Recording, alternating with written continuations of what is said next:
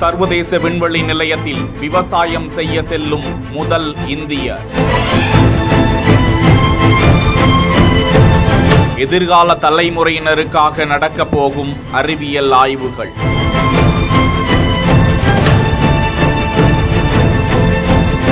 சரித்திரத்தில் முத்திரை பதிக்கப் போகும் சுபான் சுக்லா.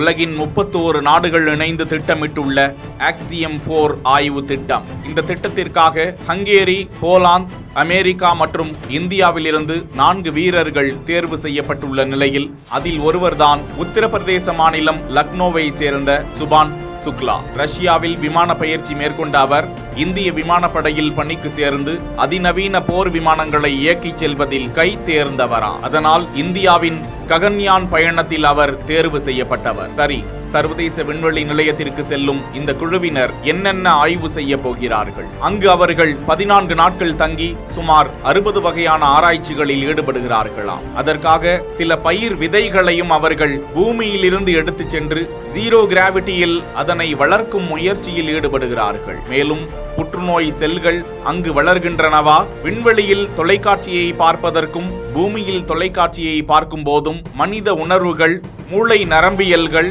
உடல் திறன்கள், அதன் மாற்றங்கள் குறித்தும் ஆய்வு செய்கிறார்களாம். அங்கு பாசிகள் படர்கின்றனவா?